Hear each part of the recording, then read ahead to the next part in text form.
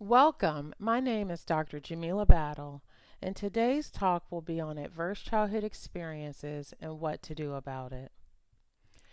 Each and every one of us was born into this world with a clean slate. There was no concept of pain or joy. In the beginning, we didn't know right from wrong, judgment from compassion, or fear from love.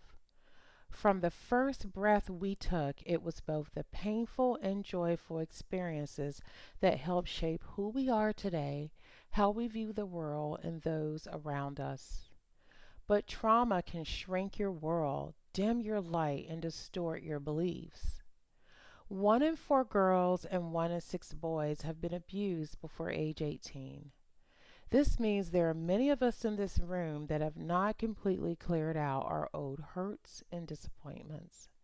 And guess what? If you're suffering with addiction, obesity, interrupted sleep, mental or physical illness, isolation, or relationship problems, you likely have unresolved trauma to clear out. How do I know this? Because, like many of you, this is also my story. I come from a battleground of childhood abuse for 14 years where my dad was a talented jazz musician whom everyone loved. As his star began to rise, he played with some of the greats such as Stanley Turrentine, George Benson, and Coltrane. So my family looked perfect on the outside, but on the inside we lived in a prison along with my family's deepest, darkest secrets of drug addiction and domestic violence. There were bars on the windows and the phones were tapped. We shared our home with rats and bats. It wasn't uncommon for me to be bound to duct tape and beaten with wire, to watch my mother being tortured only to become a part of that torture, or to experience sexual abuse by my father. After my father fired a partially loaded gun to my head on a thankfully empty chamber, followed by his attempted rape, I finally cried out for help. Now, decades later, I realized two things. First, as a kid, I became an expert at living with the abuse and addiction, hiding it, ignoring it, and trying to cope with that on my own. I believed I was just simply not good enough and felt an enormous amount of shame around that. And number two, as an adult, I later got married, became a doctor, and have 3 beautiful children. But something was missing, which was connection with friends, family, and faith. And this disconnection nearly cost my life. You see, 12 days after the birth of my son, I fell into a deep hole of depression. It was a dark, lonely place. But inside of this place, I asked myself the question, why was I slowly killing myself? I started searching my memory banks for a time I didn't want to live and found that in my 14-year-old little girl who was unprotected and felt very unsafe. The shame of that abuse was so powerful that my 14-year-old self still believed she was not good enough. She was crying so much so that she suffocated those cries with food and busyness, such that it led to over 100 pounds of weight gain, hypertensive emergency, heart failure, and depression. Well, did you know that your physical and mental health are affected by our childhood experiences? Furthermore, time does not heal all wounds. These wounds that I'm talking about are called adverse childhood experiences, short for ACEs. And there was an ACE study where basically CDC and Kaiser had a collaboration looking at 10 categories of adverse childhood experiences and about 17,000 adults, exploring the relationship between these experiences and adverse health outcomes. And you can further categorize these experiences into abuse, neglect, and family dysfunction. Now, they found that ACEs are super common, where two-thirds of their population had one ACE and an eighth had four or more ACEs. Now, keep in mind this population was not inner city Detroit, it was Kaiser. So the population was mostly white and mostly college educated.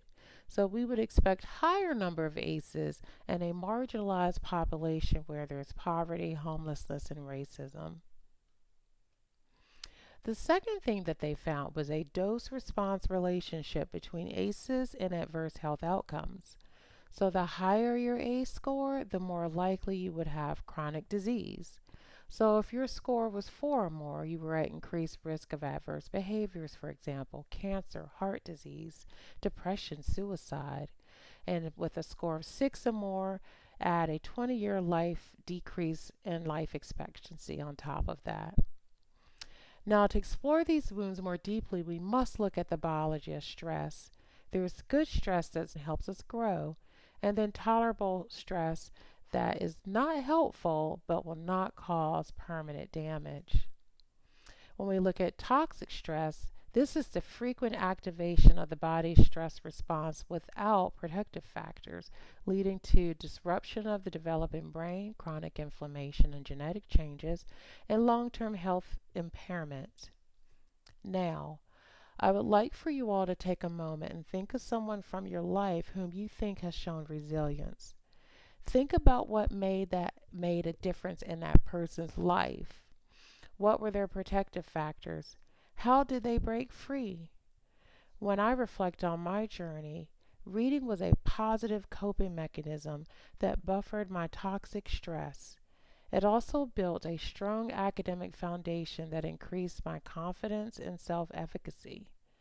But my faith also gave me that hope and motivation to keep pushing forward along with the community of teachers. Now, when scientists looked at the keys to resilience, they used criteria for good development and compared that against what threatens good development. And what they found over time was that capability, attachment and belonging, and community culture and faith were the keys to resilience. Now, I'm guessing this list doesn't look too surprising to you, and some of these factors likely came to your mind when I asked you to think of someone who'd made it through adversity. Because resilience is such a fascinating topic to me, I developed a framework to better understand how to discover our inner light and resilience called Reboot, Repair, Rebirth, a process to untangle those limiting beliefs and to become fully integrated and capable of self love and loving others. Now, when we are wired with our inner child's pain, it causes negative and limiting core beliefs. Examples of negative and limiting core beliefs are I'm unlovable or I'm not good enough. Now, notice this pyramid at the bottom of the slide where it starts with core beliefs. And if they're negative, see how this would drive negative thoughts, moving upward to negative feelings, negative decisions, negative actions, and then negative results showing up for us. To fix limiting core beliefs, we can think of our framework starting with Reboot, which is a reprogramming of our limiting beliefs by becoming aware through honesty, owning our story, and asking for help. Now, there are tools that help to increase awareness, such as the ACE questionnaire, which examines those 10 categories of adverse childhood experiences. In repair, you want to explore and look inward. So we begin with data collection by exploring our negative emotions and the thoughts and beliefs behind them. We connect the dots by looking at what we are thinking and what we are believing with how we are feeling. What are we eating? How are we sleeping? Are we self-medicating with an addiction? And then we use lifestyle modification and therapy along with compassionate language to activate the resiliency and the relaxation response in each and every one of us, as well as medication if needed to help with cravings and withdrawal. After the reboot and repair, you are in rebirth. Think of rebirth as a state of abundance.